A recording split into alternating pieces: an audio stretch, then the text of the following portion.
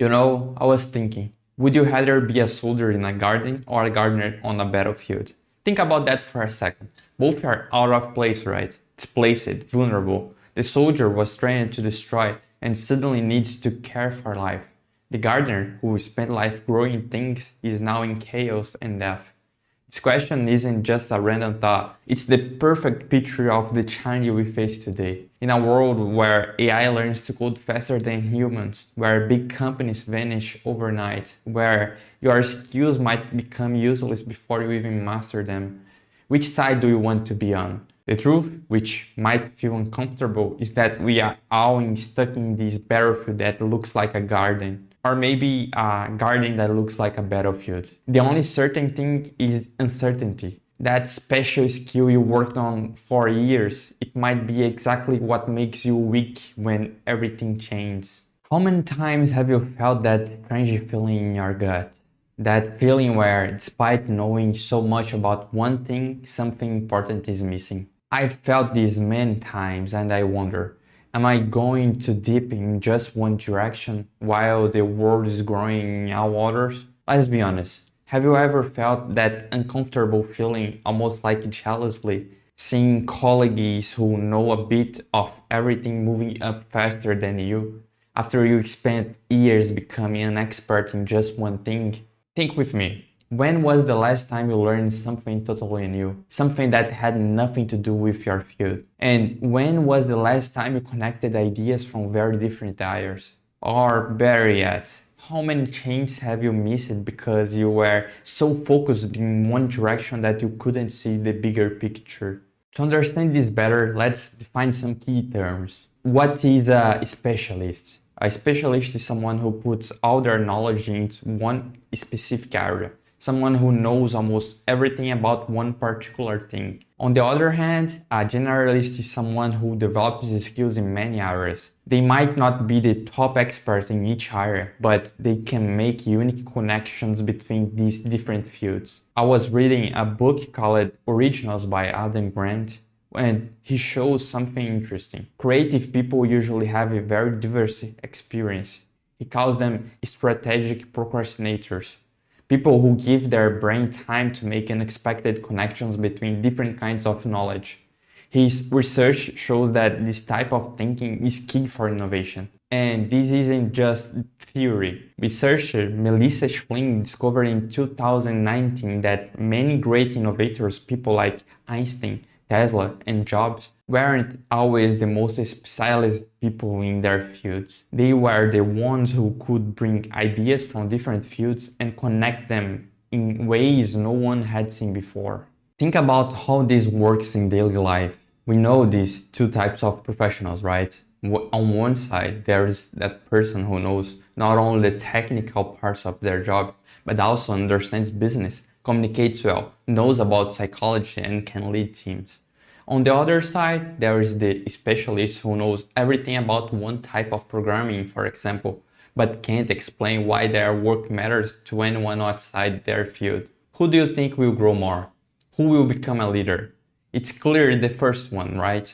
The one who, besides having good technical skills, can explain complex ideas, understand what clients really need, and coordinate a team. Or think about doctors. There is one who only knows their specialty deeply, and there is another who also understands nutrition, exercise, psychology, and keeps up with new technology. Which one will give better, more complete care to patients? This happens at home too. How many times have you faced a problem that needed some knowledge of electricity, some carpentry, some design, and even a bit of physics? People who can connect these different areas solve problems in ways specialists couldn't imagine. But, this advantage of generalists isn't just a random thing. It shows a big change in how our economy and society works. The industrial age gave us a very split up view of work and knowledge. Do you remember the Henry Ford assembly line, where each person did just one small part over and over? That worked great for a world that was stable and predictable, where problems were clear and solutions could be standardized. But today Today we live in a totally different world. I was reading about the economist Carlota Paris, who studies how technology changes society. She says we are in the middle of a revolution that's changing not just our tools, but how we think about work, knowledge, and what has value. In this new world, problems are complex, unclear, and connected. Solutions rarely come from just one field. Plus, we have to think about how AI and automation affect us. Specialized tasks, even complex ones, are exactly what AIs learn to do well. Algorithms now diagnose some cancers better than specialist doctors. Some AIs write better code than expert developers for certain tasks. And what can be easily automated? Exactly what generalists do best, connecting dots between different areas, seeing the big picture, adapting quickly to new situations, and especially leading other people. This doesn't mean specialization has no value. As the Bible says in Ecclesiastes, whatever your hands finds to do, do it with all your strength. But today, with all your strength means developing many different skills that help you navigate a constantly changing world. Actually, the ideal is what we call a T-shaped specialist. Someone with deep knowledge in one area, the vertical line of the T, but also wide knowledge in many other areas, the horizontal line. Or even better, what some call a P-shaped specialist, with depth in at least two areas and breadth in many others. Now, think about what happens if we ignore this new reality. The specialist who refuses to expand gets more and more vulnerable. We are seeing entire careers disappear not over decades, but in just years or even months. That feeling of security mastering one specific area feels good, I know, but it can be dangerously misleading. It's like building a beautiful, perfect house but on quicksand. No matter how well it's built, the unstable ground underneath will eventually ruin it. And it's not just individual careers at risk. Whole organizations face the same challenge.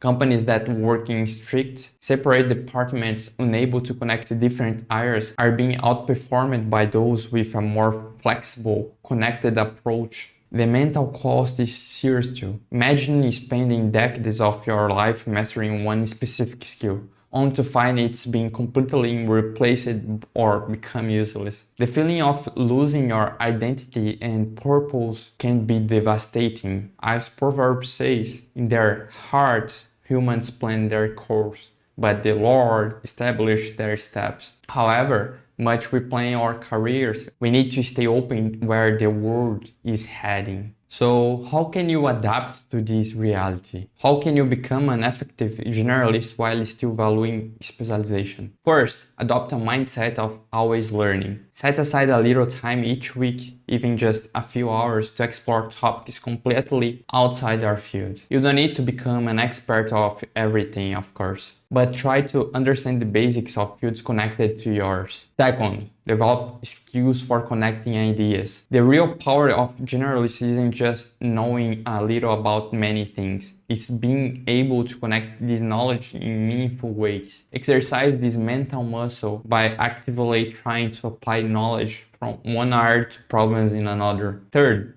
build a diverse network. Surround yourself with people who have different knowledge and experiences than you. As Proverbs says, as iron sharpens iron, so one person sharpens another. Our interactions with people from different backgrounds makes us sharper and more versatile. Fourth, look for projects that push you out of your comfort zone. Volunteer for work that requires you to learn new skills and work with people from other fields. 50. And maybe the most important one, keep a central specialty. Remember the T or P-shaped model I mentioned? You still need depth in at least one area. The difference is that now this specialty becomes a platform for exploring and connecting other fields, not a prison that limits you. In the end, the question isn't whether we should be specialists or generalists. It's how we can combine the best of both worlds to become what today's world really needs. Architects of versatility, people who can build bridges between islands of specialization, who can see patterns where others see only chaos, and who can adapt quickly when everything changes beneath their feet. Ask yourself, what steps can you take today, right now, to expand your horizons while still deepening your expertise? What completely new field could you start exploring this week? What unexpected connections could you make between what you already know and something you ever never considered? As Matthew says in the Bible, no one puts new wine into old wine skins. The skins will burst, the wine will spill, and the wineskins will be ruined. Instead, they put new wine into new wineskins, and both are preserved. Similarly, the new ideas and skills we need require new ways of thinking. Our willingness to break artificial barriers between different fields of knowledge. The good news is, as humans, we are naturally curious and adaptable. Our ability to make creative connections between different areas of knowledge is what made us the dominant species on this planet. Now is the time to embrace this natural ability and make it our greatest advantage in this time of rapid change. If you don't like the idea of not being the absolute specialist in one thing, think about this. Humanity's greatest advance didn't come from people who knew everything about one thing, but from those who made new connections between seemingly unrelated things. In this new world that's emerging around us, these people, the generalists, the integrators, the architects of versatility, will not just survive, but will thrive. So, going back to our first question, do you prefer to be a soldier in a garden or a gardener on the battlefield? Maybe the wisest answer is neither. Maybe the best thing is to become someone who knows both how to fight and how to grow things, adapting perfectly to any situation they find themselves in. This is the true power of the generalist in the digital age.